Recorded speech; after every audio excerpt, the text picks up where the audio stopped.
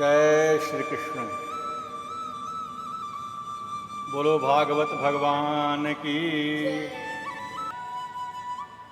राजा परीक्षित जब कलयुग को मारने के लिए दौड़े तो तुरंत कलयुग जो है राजा परीक्षित के चरणों में गिर गया। नाते गुडाकेश यशोधराणाम बद्धां जलेर्वै भयमस्ति किंचित। तुम मेरे शरण में आ गए। तो मेरे बाबा कहते थे, मेरे बाबा का आदेश था कि शरण में शत्रु भी यदि आवे तो उसे क्षमा कर देना। कलीन राजा के चरणों का स्पर्श किया, राजा के चरणों का स्पर्श किया। यही कारण है कि राजा परीक्षित की मति भ्रष्ट हुई। राजा ने उसे क्षमा कर दिया। परीक्षित ने कहा कि तुम कौन हो? मेरी शरण रहने का अधिकार तुम्हें नहीं है।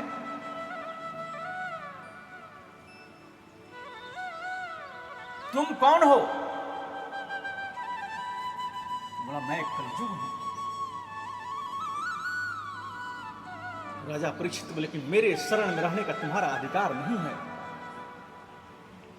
कलयुग ने प्रार्थना की और कहा, मैं कहां जाऊं महाराज? यदि कोई स्थान आप मुझे दे देंगे उन्हीं स्थानों पर मैं रह लेता। श्री परीक्षित को कलयुग पर दया आ गई और उन्हें 4 जगह दे दी। 4 जगह पर राजा परीक्षित ने कलयुग का स्थान दे दिया। धूतम पानम स्त्रियः शूना यत्रा धर्मश्च दुर्विधः। जुआ में कलयुग का वास है। जो धूत क्रीड़ा करते हैं उनके घर में कपट के रूप में कली का प्रवेश होता है। जुआ बिना कपट के नहीं होता। यदि कोई सच्चाई का साथ जुए में जीतता भी है, जितना भी चाहे, तो धर्मराज युधिष्ठिर नहीं जीत सकते थे।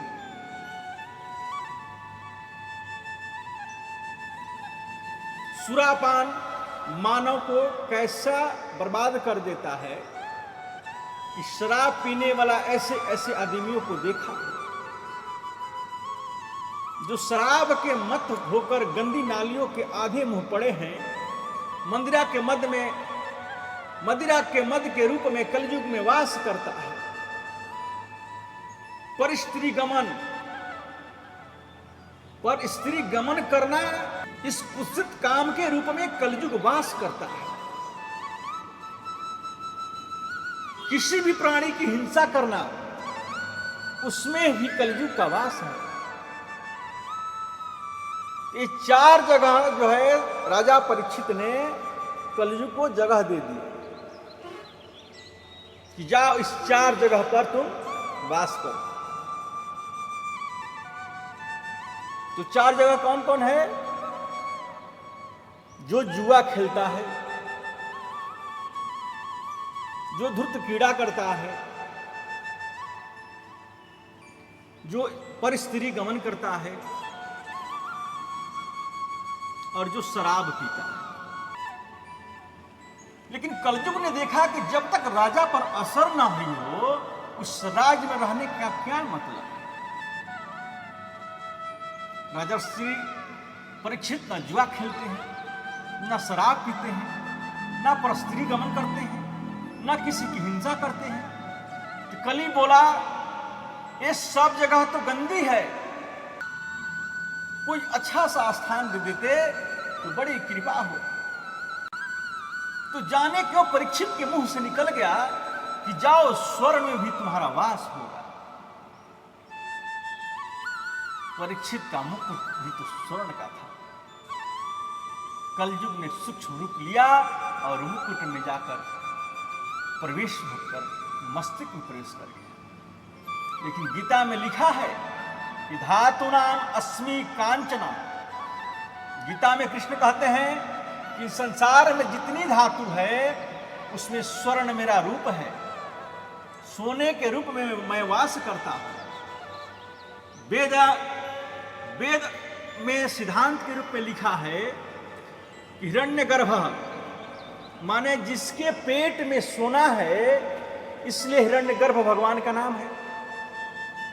जो सोने का रूप है उसे हिरण्यगर्भ कहते हैं। और जब स्वर्ण से परमात्मा का वास है तो उसमें कलयुग कैसे प्रवेश करेगा? तो आचार्य श्री सूत जी कहते हैं कि किसी भी प्राणी की हिंसा नहीं करके परिश्रम से कमाया हुआ जो स्वर्ण है, उस स्वर्ण में परमात्मा का वास है। जो लोगों को तकलीफ देकर हिंसा से कमाया हुआ जो सोना है, उसी को में कलयुग का वास है। इसका मतलब परीक्षित का मुकुट जिसमें कलि ने प्रवेश किया वो बेईमानी का है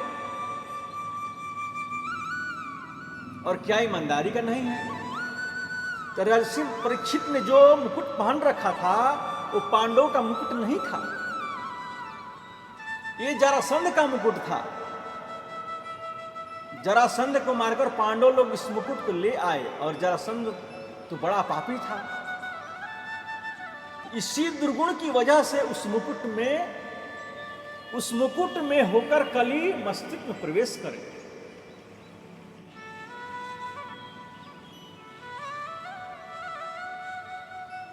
वर्णन तो ऐसा आता है कि राजर्षि परीक्षित तो ऐसे कृपालु थे कि वे वेश बदल बदल कर संतों के आश्रम में जाते थे। पहले के राजा क्षत्रिय वैश्य ब्राह्मण के घर का भोजन नहीं करते थे और यदि प्रसाद के रूप में उन्हें दिया जाता तो भी सोचते थे कि इसके बदले में उन्हें क्या दे दें। आज कलयुग के प्रभाव से परीक्षित महाराज की बुद्धि में विकृति आ गई। सुदूर जंगल में जाते जाते परीक्षित एक ऋषि के आश्रम पहुंच गए। एक तेजस्वी संत है शमी ऋषि, समाधि में बैठे हुए हैं। राजा परीक्षित को प्यास लगी थी। महात्मा जी जल पिलाओ। हम परीक्षित बोलते हैं, अरे सुनते नहीं क्या, हमें भूख लगी है, कुछ खाने को दीजिए। लेकिन मन की वृत्तियां इस ऋषि के अंतर्मुखी हो गई। देहाभ्यास की वृत्तियां हो चुकी थी, इसलिए ऋषि को कुछ मालूम नहीं था। राजा ने सोचा ये ढोंगी महात्मा है, तिलक फोटा लगाकर आंख बंद कर ढोंग कर रहा है, मैं यहां आया हूं जानकर भी आंखें नहीं खोलता है। राजा ने चारों ओर देखा, एक मरा हुआ काला नाग पड़ा था और राजा ने उस मरे हुए सांप को उठाया और ऋषि के गले में डाल दिया और चले गए। थोड़ी देर में श्रृंगी ऋषि वहां आए, समाधि में लीन पिता के गले में मरा हुआ सर्प देखकर बोले, ये दृष्टता किसने की? किसने डाला मरा हुआ सर्प पिताजी के गले में? छोटे छोटे ऋषि कुमारों ने कहा, महाराज राजा परीक्षित आए थे, आपके पिता से भोजन की याचना कर रहे थे, उन्होंने कोई उत्तर नहीं मिला। यह मरा हुआ सर्प आपके पिताजी के गले में डाल दिया। उस ब्रह्मचारी तेजस्वी ऋषि का क्रोध भड़क कर उठा और तुरंत हाथ में गंगाजल लेकर कहा कि जिस सर्प को परीक्षित ने मेरे पिताजी के गले में डाला है, उसके पूर्वज जो तक्षक सर्प है, आज के 7वें दिन परीक्षित को डस लेगा। श्रृंगी ऋषि ने श्राप दे दिया, 7 दिन में जो है तक्षक नाग उन्हें डस लेगा।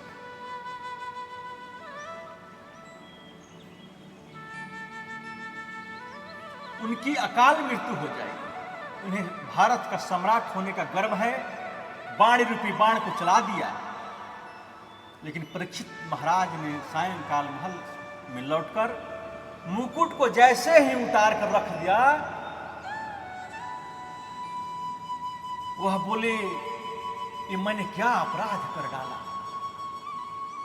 एक संत के गले में मरा हुआ सर्प डालकर चला गया। राजा के मन में बड़ी ग्लानि हो गई, क्षोभ हो रहा है। इधर शमीक मुनि ने अपने गले में मरा हुआ सर्प देखा समाधि टूटते ही, तो सोचा किसी ऋषि ने विरोध किया होगा। लेकिन अपने पुत्र को रोते हुए देखा। पुत्र ने कहा, राजा परीक्षित, आपके गले में मरा हुआ सर्प डालकर चले गए। क्या हुआ बेटा? शमीक मुनि ने कहा, बेटा जो राजा हमारी रक्षा करते हैं, हमारा आदर करते हैं, राजा परीक्षित की कृपा से हम निर्जन वन में निर्भीक विचरण करते हैं। जो राजा हमारी सुरक्षा करता है, आज यदि वो राजा हमारे आश्रम पर आए तो हमारा कर्तव्य बनता है कि मैं उन्हें जलपान के लिए कहता, पर मैं तो समाधि में था, जान नहीं पाया, मैंने उनका आदर नहीं किया। राजा सर्प डालकर चले गए होंगे, कोई बात नहीं है। श्रृंगी ऋषि बोले कि पिताजी, मैंने उन्हें दंड ऐसा दिया है कि आज के बाद परीक्षित जीवन में दोबारा कभी ऐसी गलती नहीं करी। शमीक बोले, क्या किया है तुमने? बोले, पिताजी, आज के 7वें दिन परीक्षित को तक्षक सर्प डस लेगा और उनकी अकाल मृत्यु हो जाएगी। इतना सुनते ही ऋषि के नेत्र सजल हो गए। बोले, अरे बेटा, ये तुमने क्या किया? इतने बड़े धर्मात्मा राजा को तुमने अकाल मृत्यु का श्राप दे दिया। तितिक्षया करुणया मन मैत्र्या चाखिल जंतुषु समत्वेन च सर्वात्मा भगवान संप्रसीदति। हम लोग संत हैं बेटा, हम लोग संत हैं बेटा। संत को करुणावान होना चाहिए, प्राणी मात्र के लिए मैत्री और प्रेम की भावना वाला होना चाहिए। ये तुमने क्या किया वत्स? लेकिन जो बाण निकल चुका है वो लौटकर कभी आता नहीं है। इसलिए शमीक मुनि ने अपने गौरमुख नाम के शिष्य को बुलाया और कहा कि बेटा, राजा परीक्षित के दरबार में तुरंत जाओ और उन्हें कहो कि मेरे नदान पुत्र ने उन्हें श्राप दे दिया है। आज के 7वें दिन तक्षक सर्प के डसे जाने से उनकी अकाल मृत्यु हो जाएगी। 7 दिन में अपनी मुक्ति का उपाय कर सके तो जरूर कर ले, और कोई उपाय नहीं है। गौरमुख नाम के शिष्य ने जाकर राजा परीक्षित को सूचना दे दी। लेकिन राजा परीक्षित ने जब सुना कि 7वें दिन मेरे शरीर की मृत्यु हो जाएगी, 7वें दिन मैं मर जाऊंगा, वे उस शिष्य को बोले कि आपके ऋषि कुमार ने मुझे 7 दिन में मरने का श्राप देकर बिल्कुल अच्छा नहीं किया,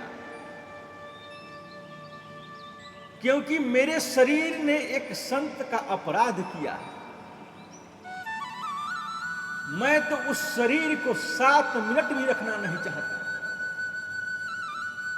सोचता हूं मृत्यु हो जाए, मेरा प्रणाम तो हो जाए, बिजली गिर जाए मेरे ऊपर, इस शरीर को रहकर क्या करूं।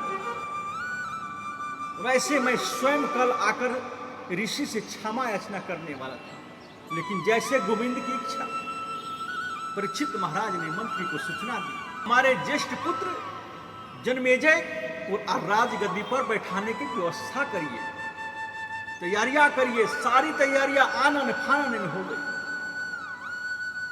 रानी ने कहा, हस्तिनापुर और इंद्रप्रस्थ दोनों नगरियां आज सज क्यों रही है? क्या बात है राजन? राजा परीक्षित अपनी पत्नी के पास आकर बैठे और बोले, देवी आज मैं तुम्हें दुनिया का सबसे बड़ा आश्चर्य सुनाना चाहता हूं। ध्यान दीजिए कि परीक्षित महाराज कहते हैं, मैं आज आपको दुनिया का वो आश्चर्य बताना चाहता हूं जो आज तक तुमने किसी से सुना ही नहीं होगा। महारानी बोली, कैसा आश्चर्य है? परीक्षित बोले, मैं अपनी छाती पर हाथ धरकर दावे के साथ कहता हूं कि 7 दिन से पहले मेरी मृत्यु नहीं हो सकती है।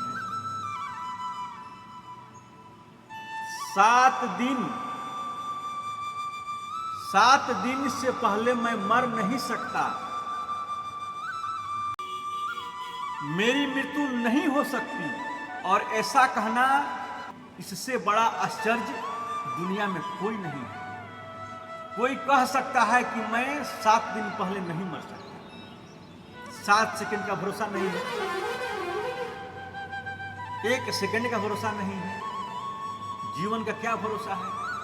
ये हमारी भ्रांति है। प्लानिंग करते हैं 100 वर्ष आगे की। युधिष्ठिर जी महाराज के पास एक ब्राह्मण आया और बोला कि महाराज, मुझे इस चीज की आवश्यकता है।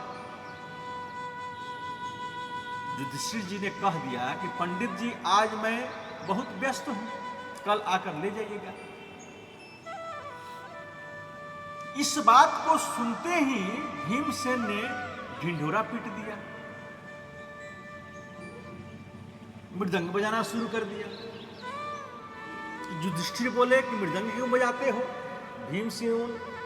भीमसेन हंसते हुए बोले, इसलिए बजा रहा हूं कि आपको कल का भरोसा है।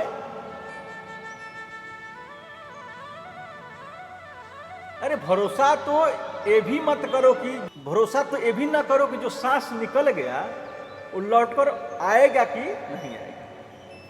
हम जमीन पर चल रहे हैं, एक पांव रखा है, दूसरा पांव रख पाऊंगा कि नहीं, इसकी कोई गारंटी नहीं।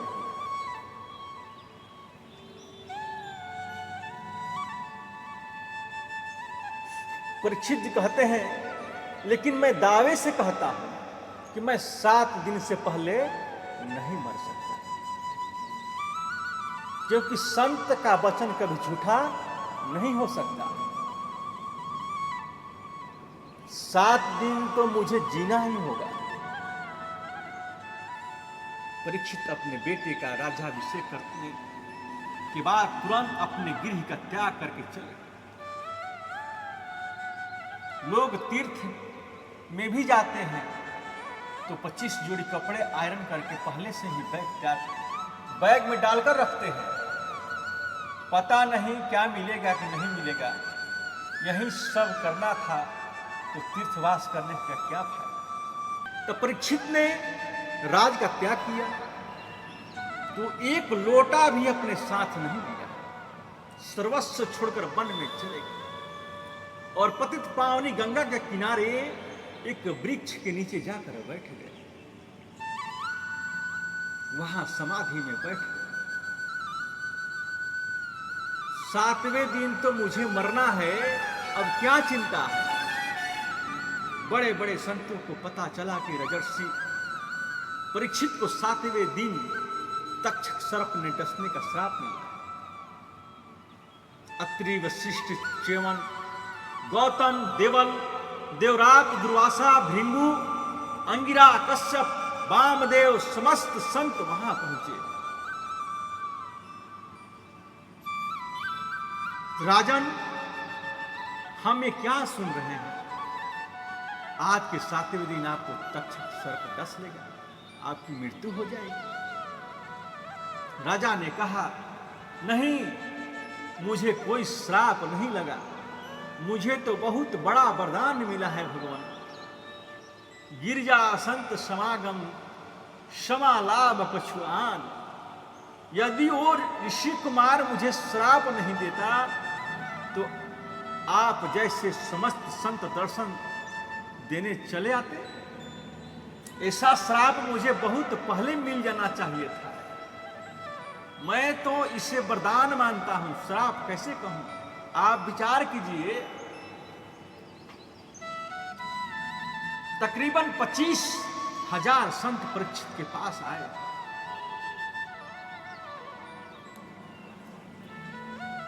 क्योंकि किसी सज्जन व्यक्ति को यदि दंड मिले तो दुनिया दुखी होती है।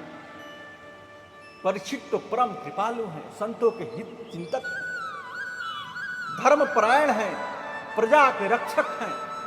उनको इस प्रकार का श्राप मिलने से तो सब प्रियजनों को क्लेश हुआ, सबको कष्ट हुआ, इसलिए सब दौड़े दौड़े आए।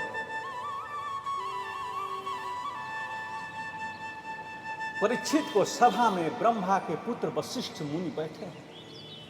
वशिष्ठ मुनि के पुत्र शक्ति तो रहे नहीं, शक्ति के पुत्र पराशर मुनि बैठे हैं, पराशर मुनि के पुत्र वेद व्यास भी बैठे हैं। आपको जरा और स्पष्ट कर दूं कि वशिष्ठ मुनि हैं जो सुखदेव के परबाबा लगते हैं, पराशर मुनि सुखदेव के बाबा लगते हैं, व्यास जी हैं जो सुखदेव के पिताजी हैं, मार्कंडेय ऋषि बैठे हैं। ये मार्कंडेय ऋषि तो ऐसे हैं कि जिनके जीवन में हजारों इंद्र बदल चुके, ऐसे ऐसे महान तपस्वी संत बैठे हुए, लेकिन ये निर्णय कोई नहीं कर पाया कि 7 दिन में परीक्षित को मोक्ष कैसे मिले।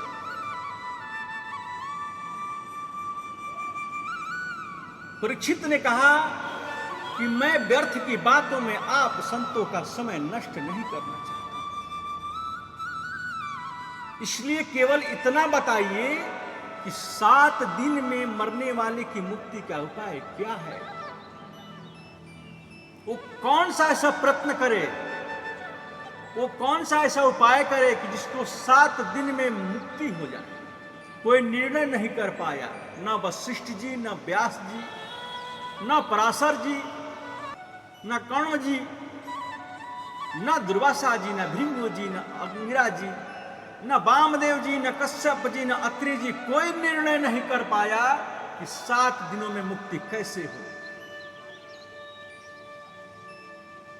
लेकिन मेरे कृष्ण के परम लाडले व्यास के परम वंदनीय पुत्र 16 वर्षीय आदरणीय सुखदेव जी महाराज, जो कृष्ण की समाधि में बैठे थे, व्यास से भागवत पढ़ने के बाद जो वन में चले गए, तुरंत उन श्री सुखदेव की समाधि टूटी और सुखदेव का मन कहता है कि चलो परीक्षित के पास, चलो परीक्षित के पास। तत्राभवद भागवान व्यासपुत्रो यदृक्ष्यागामटामानो नपेक्षः अलक्ष्यलिंगो निजलाभतुष्टो कृतश्च बालैरवधूतवेशः।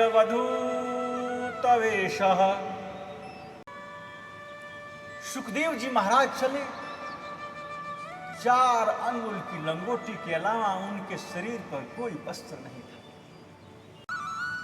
चौड़ा चौड़ा वक्षस्थल, लंबी लंबी भुजाएं, 16 बरस के परम सुंदर नीलमणि जैसा चमकता हुआ चेहरा, ऐसे सुखदेव जी महाराज का आगमन हुआ। इतना ऊंचा संत आ रहा है तो भीड़ लगी होगी, 2-4 हजार लोग आगे होंगे, 2-4 हजार लोग पीछे होंगे। नहीं, सुखदेव के साथ एक भी शिष्य नहीं। जब गांव के किनारे से निकलने लगे तो बच्चे उनके पीछे जरूर दौड़े। नंगा बाबा आया, नंगा बाबा आया। 16 बरस का सुखदेव राजर्षि परीक्षित की सभा में जैसे ही पहुंचा तो परीक्षित की सभा में सुखदेव के पिताजी, सुखदेव के बाबा,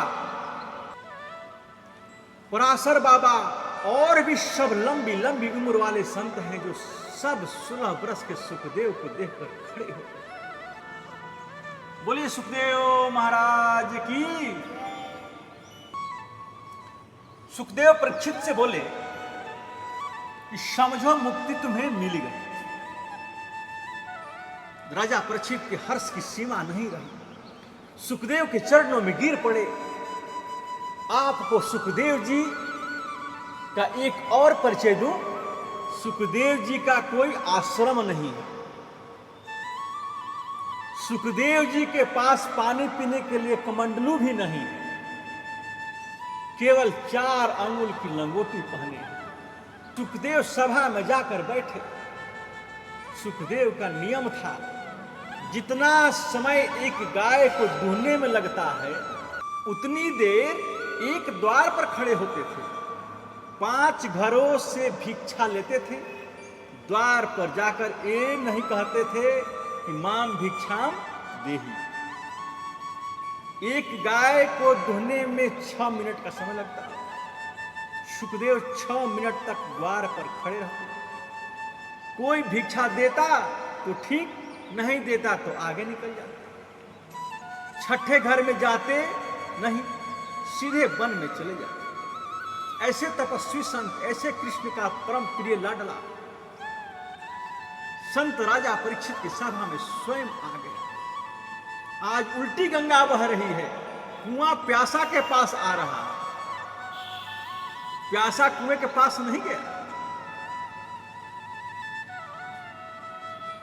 राजा परीक्षित ने हाथ जोड़कर कहा, अहो मेरा बहुत बड़ा भाग्य है। मैं किन शब्दों में अपने भाग्य को सराहना करूं। मेरे पास शब्द नहीं। आज अतिथि के रूप में स्वयं भगवान सुखदेव पधारे हैं। येषां स्मरणात् पुंसां सद्धा सुदयन्ति वै गृहाः किं पुनर्दर्शन स्पर्शपाद शौचासनादिभिः।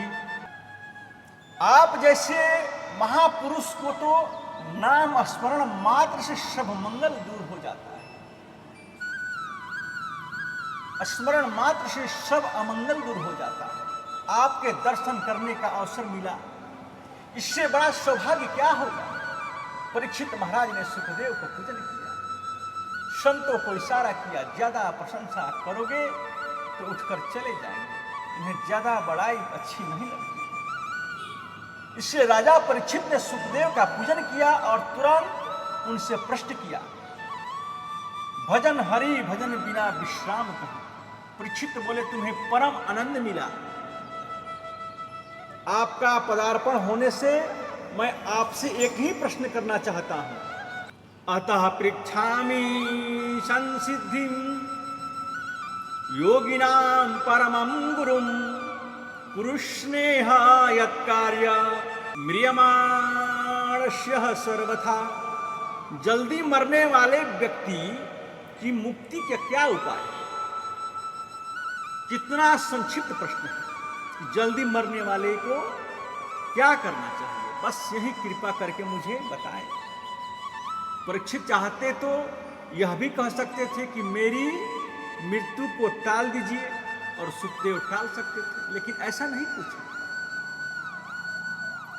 परीक्षित ने तो यह संक्षिप्त प्रश्न किया कि जल्दी मरने वाले को क्या करना चाहिए। सुखदेव इस बात को सुनकर बहुत गदगद हो गए। राजन, जल्दी मरने वाले को क्या करना चाहिए, ये प्रश्न जो तुमने किया है अपने लिए नहीं किया है। बोलो भागवत भगवान की, बोलो कृष्ण कन्हैया लाल की। अब आए कथा कल होगी।